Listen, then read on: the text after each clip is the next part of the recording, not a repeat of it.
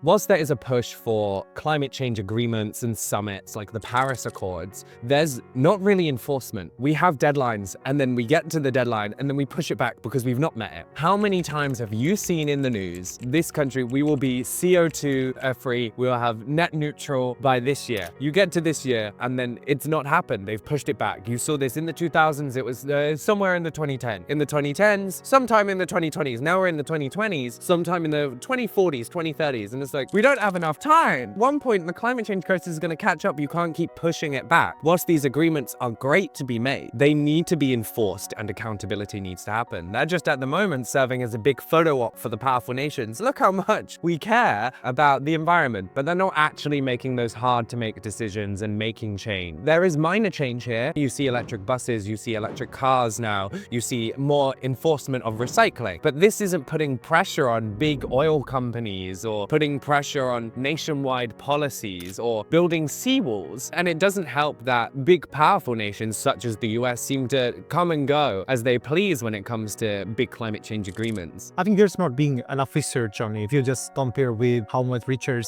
is going on for weapons, I'm not saying it's important for technology, for IT, it's really important for space, it's really important to how much research is going on for climate change, because there's no instant profit corporations and for populations. Still, you're getting some changes, people doing research on it, but it's not, I'd say, compared with technology and other stuff, this is very minor. As it is a current and future global crisis more than world war, so I think it should be taken very seriously by the global leaders and corporations as well. But it's really hard to combat with corporations and powerful global leaders.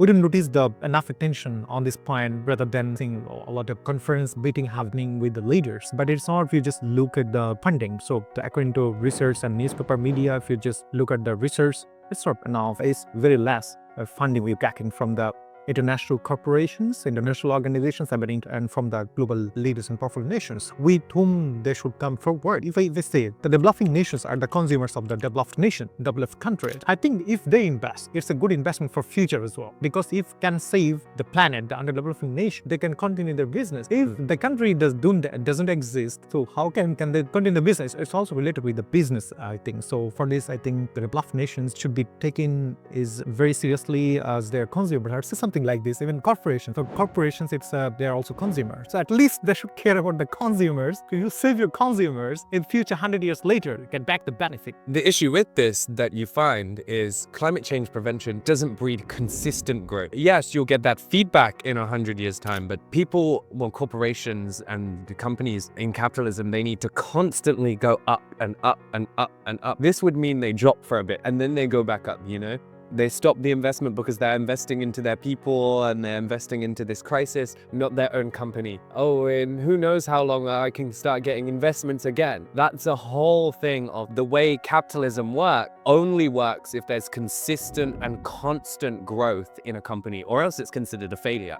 You know, you can be earning double the amount you earned in your first year as a business, but did you earn double the amount you earned yesterday? No. Oh, you earned the same amount, then this is not growth, you failed. This is how companies view it. So that creates that lack of investment and funding into climate change prevention, where it doesn't breed that constant growth for CEOs. And on top of this, you mentioned research. There is not enough research into climate change, and the research that is out there, it's ongoing, it's new, it's daily, it changes consistently. Whilst there is a good amount of research that has been since the 90s, right? There's so many good resources out there to educate yourself on. There just isn't enough for how fast it evolved and how fast it impacts people. You also have that section of society that doesn't believe the research no matter what. They will always sit there and go, climate is not real, it doesn't affect me, blah, blah, blah, blah, blah. At what point do we go and look at it and say, it doesn't matter how much research or funding we have, there's always going to be a push against prevention for it because some people just don't care. Even I would say that for individuals, it's really important to raise their voice for the future generations that are coming, for their sons, daughter, and even after the generations. And the only fact, I think we are not getting enough voice from the underdeveloping countries especially. It's a matter of sad. But I have noticed if you just in my country, it's not a big issue, it's not an important issue like climate change that people think like flood and everything happening, it's a natural disaster, blah, blah, blah. Even many people don't know because of us, it's happening. It's not only natural disaster, and we are making this planet worse, and we're responsible for this. And many people don't know about it. It's not getting enough attention. Developing country. I think in this stage, the government from underdeveloping countries, they should take good initiatives to make people more aware. And in a developed country, because if you just notice, they're getting basic needs, and then okay, they have time to think of climate change that matters. But where they're struggling poverty and sanitary electric, this is really hard. Think of something bigger, issue something.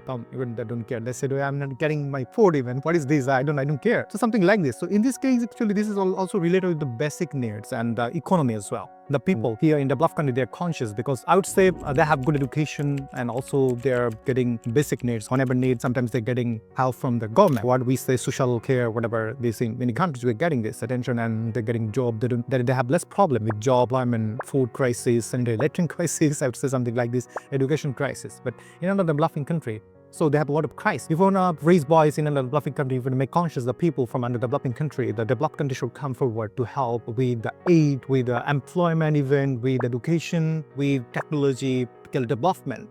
Because only after fulfilling the basic needs, they can think of this such a big issue, something like this, to educating the people under developing country. In this case, I think the developed countries and international organizations, the corporations should invest on. In future, they get educated, the whole planet will be impacted positively.